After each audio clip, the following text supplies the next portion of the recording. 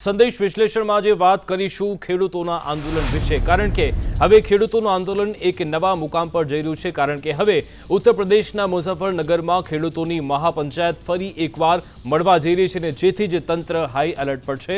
છેલ્લા ઘણા સમયથી જે ખેડૂતો છે તે આંદોલન કરી રહ્યા છે કે જે 3 કૃષિ કાયદા છે તેને પરત લેવા જોઈએ, પરંતુ હજુ સુધી આ મામલે ખેડૂતોની સરકાર વચ્ચે ઘણી બધી બેઠકો મળી છે, પરંતુ કોઈ નિર્ણય નથી આવ્યો, કોઈ સમાધાન નથી થયું, અને જેથી જ સરકાર સુધી આ વાત પહોંચાડવા માટે હવે ખેડૂતોએ મહાપંચાયતનું આયોજન કર્યું છે। તેમને આશા છે કે આ મહાપંચાયત થકી સરકારને સીધો સંદેશો મળશે કે આ 3 કૃષિ કાયદા પરત લેવા જોઈએ। તેવામાં સવાલ એ છે કે શું સરકાર આ જે મહાપંચાયત છે તેને નજરઅંદાજ કરે છે કે પછી તેના મામલે કોઈ નિર્ણય કરે છે, કારણ કે થોડા દિવસો પહેલા હરિયાણામાં પણ કેટલાક સમાચાર હતા, ખેડૂતો સાથે મારપીટ થઈ હતી। આ મુદ્દો પણ આજે મહાપંચાયતમાં ઉછળી શકે છે। સાથે સૌથી મુખ્ય મુદ્દો એ છે કે સરકાર સાથે વાતચીત થાય અને આ 3 કૃષિ કાયદા છે તે પરત લેવાય।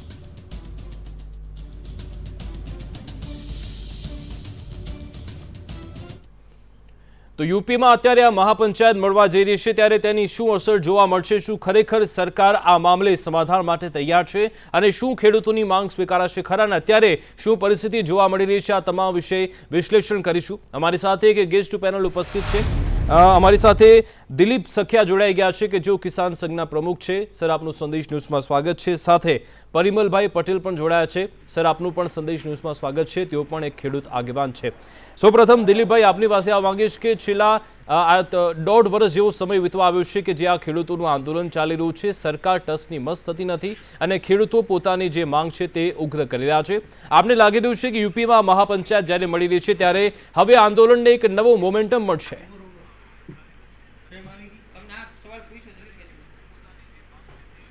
100% સાચી વાત તમે કહી રહી છે। મહત્વની વસ્તુ જોઈએ તો આપણા દેશની જે આપણે મૂળ પાયો જોઈએ તો આપનો દેશ ખેતી પ્રધાન દેશ છે, અને ખેતી પ્રધાન દેશની અંદર જ્યારે ખેડૂતોની આવી હાલત હોય અને વર્ષો 1.5 વર્ષ લગી જ્યારે ખેડૂતો આંદોલન ઉપર ઉતરે છે, ત્યારે એક સમસ્યાને આપણે એક રીતે જોઈ શકીએ તો વાસ્તવિકતા ખેડૂતોને ક્યાંક ને ક્યાંક આપણા દેશની અંદર પ્રોબ્લેમ છે। એનો મેન મુદ્દો હે ને તો મોટામાં મોટો અર્થ એક છે કે એમએસપી, ખેડૂતોને પોતાની જણસના ભાવ નથી મળતા। આ જ મોટામાં મોટો ઇસ્યુ છે। દિલ્હીની અંદર આંદોલન ચાલી રહ્યું છે, એ પણ એમ જ કહે છે કે સરકાર આ 3 કાયદાની જગ્યાએ અમને એમએસપી આપી દે। જે એમએસપી જે માર્કેટ સપોર્ટ પ્રાઇસ છે જે ખેડૂતોને નથી મળી રહી, એને હિસાબે દિવસે ને દિવસે ખેડૂત કંગાળ થઈ રહ્યો છે અને ખેડૂતો આત્મહત્યા તરફ જઈ રહ્યા છે। કારણ કે આપણા કેન્દ્રની એક ગાઈડલાઈન હોય છે, દર વર્ષે 10% મોંઘવારી ભથ્થું વધે છે, 10 થી 12% કર્મચારીનું મોંઘવારી ભથ્થું।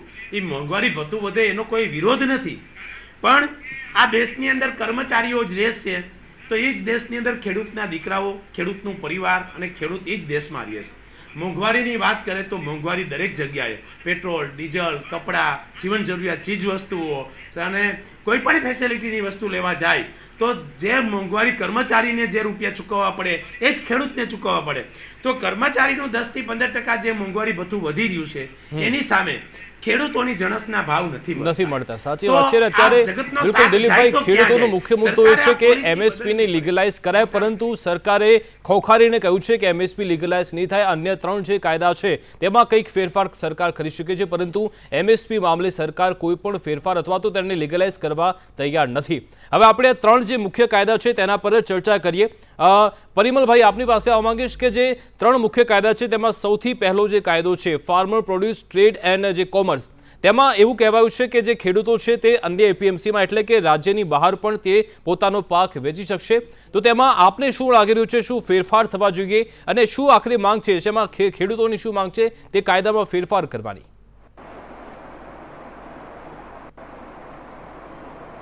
જી, જે પહેલો કાયદો છે farmers produce trade and commerce act 2020, સાહેબ એમાં એ લોકોનું કહેવું છે કે no market fee or cess or levy by whatever name called under any state APMC act or any other state law આપ નહીં લઈ શકો। સાહેબ, એપીએમસી એ ખેડૂતોનું સંગઠન છે, તમે એપીએમસીની આવક બંધ કરશો, એપીએમસીને સેસ કે લેવી નહીં લેવા દો, એનો મતલબ કે એપીએમસી માંદી પડશે। એપીએમસી માંદી પડ્યા પછી એ લોકોએ કોર્પોરેટ્સને ખાલી પાન નંબર પર એપીએમસી ની સામે મંડી કરવાની છૂટ આપી છે। સાહેબ, તમે લોકોની ભાષા સાંભળો any person having a permanent account number allotted under the Income Tax Act. મતલબ કે તમારી પાસે પાન કાર્ડ છે તો પાન કાર્ડના આધારે તમે એપીએમસી ની સામે પોતાની મંડી મૂકી શકો. સાહેબ આ તો જીઓના સિમ કાર્ડ જેવું છે કે સ્ટાર્ટિંગમાં એ લોકો ખેડૂતોને પ્રલોભન આપશે, એપીએમસી કરતા થોડો ભાવ વધારે આપશે, એપીએમસી પૂરી થાય પછી એ લોકો પોતાની મંડી ચલાવશે. એ લોકોએ સ્ટોક લિમિટ કાઢી નાખેલી છે સાહેબ, અને એ લોકોએ સ્ટોક લિમિટ જ્યારે ઇમ્પોઝ કરવાની આવે ત્યારે જે શરત મૂકેલી છે, આ દેશ ખેતી અને ખેડૂતો સાહેબ વેચાઈ ગયા છે પૂરેપૂરા. તમને ડિટેલમાં ચર્ચા કરવી હોય તો હું 3 કાયદા લઈને બેઠો છું સાથે.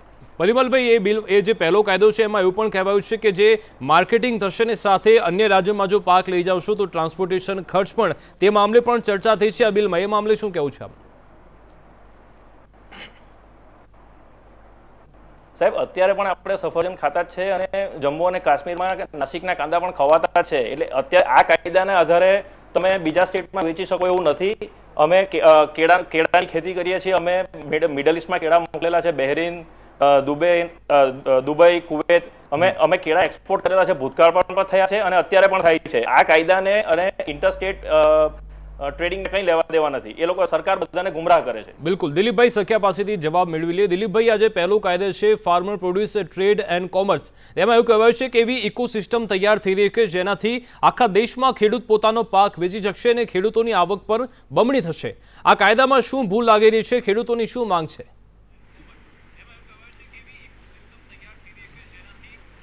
પહેલાં તો કેન્દ્રએ જે નિર્ણય કર્યો છે કે જે મોટી જાહેરાત કરી હતી 2017ની આજુબાજુમાં કે ખેડૂતોની આવક 2022માં બમણી કરશું, એ વાત તો એક સપના જેવી લાગે છે.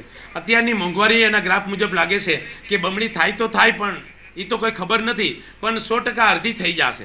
પણ મહત્ત્વની વસ્તુ આ કાયદાને લઈને છે કે જો એમએસપીને લઈ એમએસપીની બહાર અથવા બીજી આ કોઈ પણ સ્ટેટની અંદર ખેડૂત માલ વેચે તો ખેડૂતોનો માલ ઓલ ઇન્ડિયામાં બધે જાતો જ તો, પરંતુ એક નોર્મલ એવો ફાયદો થશે કે જે બોર્ડર ઉપર જે બિલને લઈ અને ખેડૂતોની ગાડીઓ ક્યાંક ને ક્યાંક રોકાતી હો અને ક્યાંક એની પૂછપરછ અને ક્યાંય ભ્રષ્ટાચાર નોર્મલ એવો થતો, તો હવે એ નહીં થઈ શકે.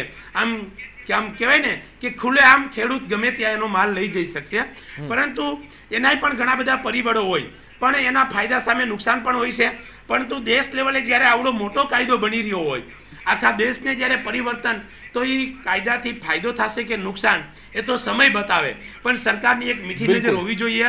ખેડૂત જગતનો તાત છે, તો આ કાયદાને લઈને ખેડૂતોને જ્યાં મુશ્કેલી પડે છે એમાં જે પણ સુધારો કરવો પડે તો એના માટે એને તાત્કાલિક તૈયારી રાખવી જોઈએ. બિલકુલ.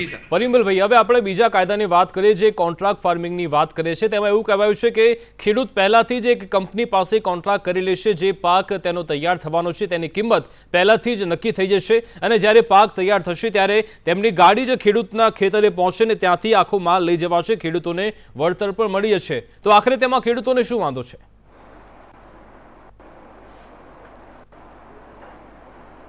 સાહેબ એ લોકોએ કાયદા બનાવ્યા, પણ કાયદાને ઇમ્પ્લિમેન્ટ કોણ કરશે? દાખલા તરીકે કાયદાનો ભંગ કર્યો કે એ લોકો એગ્રીમેન્ટનો ભંગ કર્યો. સપોઝ કે કોર્પોરેટ ખેડૂત સાથેના એગ્રીમેન્ટનો ભંગ કરે છે. કોર્પોરેટે નક્કી કર્યું છે કે 100 રૂપિયામાં એની પ્રોડ્યુસ લેવાની છે અને કોર્પોરેટ 50 રૂપિયામાં લેવા માંગે છે. તો સાહેબ એના જજ કોણ હશે?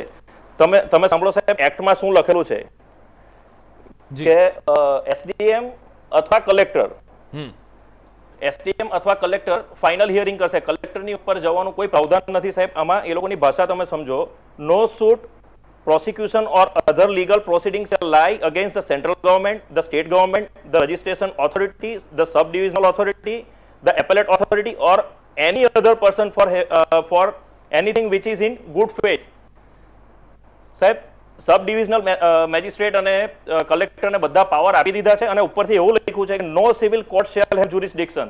એનો મતલબ એ થાય કે કોર્ટને એવું સંજ્ઞાન આવે કે ખેડૂતો સાથે કંઈ ખોટું થઈ રહ્યું છે તો કોર્ટને એમાંથી બાકાત રાખી છે કે કોર્ટ આ ખેડૂતના મામલામાં નહીં પડી શકે. સાહેબ અમારી પાસે હજારો એવા દાખલા છે કે જેમાં એક તરફ સરકાર હતી, એક તરફ ખેડૂતો હતા અને કલેક્ટરનું ઝુકાવ હંમેશા સરકાર બાજુ રહ્યો છે. NHAI નો મામલો હોય, બુલેટ ટ્રેનનો મામલો હોય અમારી પાસે એવા અમે ઘણા એવા એજિટેશન્સ કર્યા છે કે જેમાં અમને પૂરેપૂરો અનુભવ છે કે કલેક્ટર કોઈ દિવસ ખેડૂતની સાથે નહીં ઉભો રહી શકે સાહેબ. બિલકુલ, એટલે આપણું એવું કહેવું છે કે જો પછી કોઈ કાયદાની ગૂંચવણ થશે, કેસ થશે, તો પછી ખેડૂત પાક ઉગવશે કે પછી તે કોર્ટના ધક્કા ખાશે? કારણ કે આપણે પેપ્સિકોના કેસમાં પણ આપણે જોઈ શક્યા છે, જેમાં કંપનીએ ખેડૂતો પર કેસ કર્યો હતો અને ખેડૂતો ફસાઈ ગયા હતા. હવે દિલીપભાઈ સખિયા, આપની પાસે આ માંગીશ કે કોન્ટ્રાક્ટ ફાર્મિંગમાં આખરે શું ફેરફાર થવા જોઈએ? ખરેખર ખેડૂતોને ફાયદો છે ખરા કોન્ટ્રાક્ટ ફાર્મિંગથી કે પછી નુકસાન છે? કોન્ટ્રાક્ટ ફાર્મથી જો આપણે કહીએ તો સાહેબ એક મહત્વની વસ્તુ છે કે કદાચ એક પોઝિટિવિટીની જો એમાં વાત કરીએ તો એક પોઝિટિવ એવી દેખાઈ શકે કે ભવિષ્યની અંદર જો કોન્ટ્રાક્ટ મોટી મોટી કંપનીઓ જ્યારે કોન્ટ્રાક્ટથી આવશે તો એક જોઈએ કે મશીનરી સારી આવી શકે, ટેકનોલોજી સારી આવી શકે અને ખેડૂતોને એનો કદાચ બેનિફિટ મળી શકે, શીખી શકે.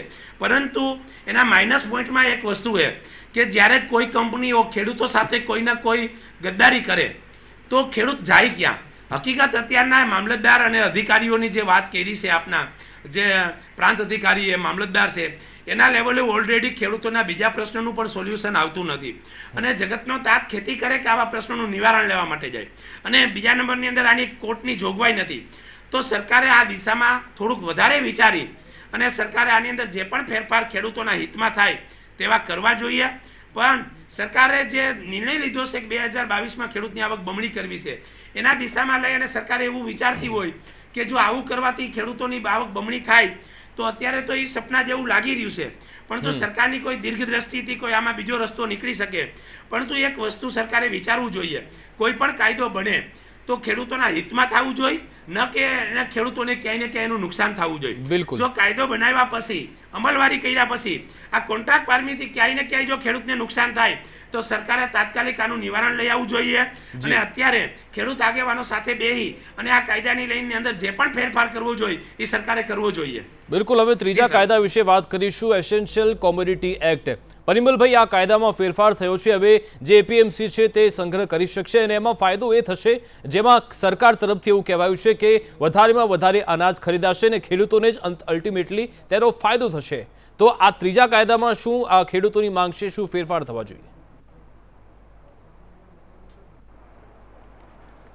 સાહેબ, ત્રીજા કાયદામાં આપણો 140 કરોડ માણસોનો દેશ છે, ગરીબ દેશ છે. બધાને જીવન જરૂરિયાતની વસ્તુ, ચીજ વસ્તુઓ સહેલાઈથી ઉપલબ્ધ થવી જોઈએ, તેના માટે એસેન્શિયલ કોમોડિટીઝ એક્ટ બનાવેલો હતો. એમાં 23 આઇટમ એવી હતી જે આવશ્યક ચીજ વસ્તુ ધારા હેઠળ આવતી હતી અને એના પર દરેકે દરેક ભારતના નાગરિકનો અધિકાર હતો. સાહેબ, આ લોકોએ 23 આઇટમ એસેન્શિયલ કોમોડિટીઝ એક્ટમાંથી બાકાત રાખી છે અને સાહેબ એ લોકોએ લખેલું છે, તમે એ લોકોની ભાષા સાંભળો.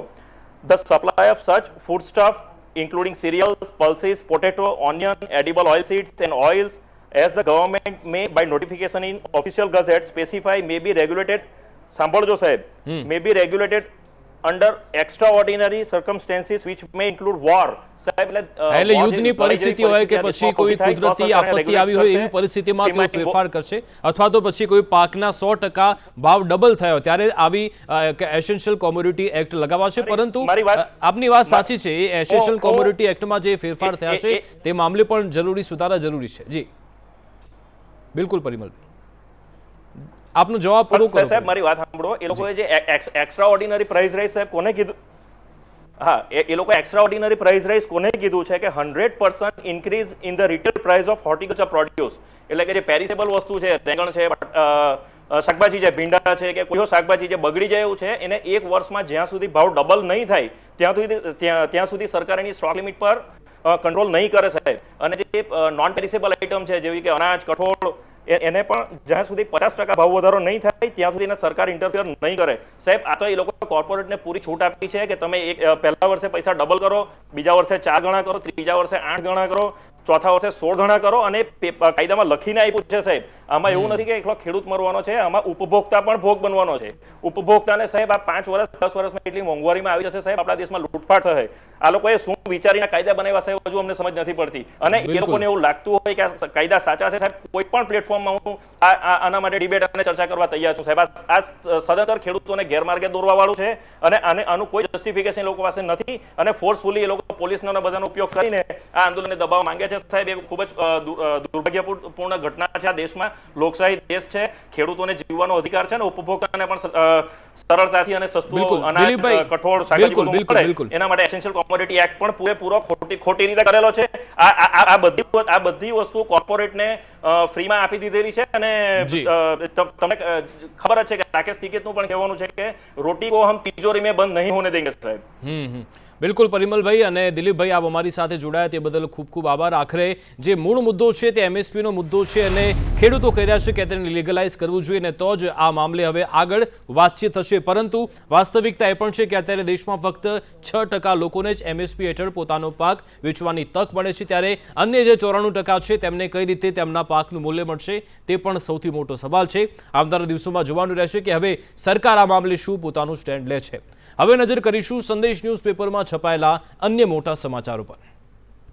સંદેશ ન્યૂઝપેપર પર છપાયેલા તમામ મહત્વના સમાચારો પર એક નજર. તાલિબાન સરકારની રચનામાં પાકનો સીધો દોરી સંચાર. ગ્લોબલ લીડર એપ્રુવલ રેટિંગમાં પીએમ મોદી 70% સાથે વિશ્વમાં પ્રથમ સ્થાને. મમતાની વિધાનસભામાં એન્ટ્રીનો માર્ગ ખુલ્યો. બંગાળમાં 30 સપ્ટેમ્બરે મતદાન.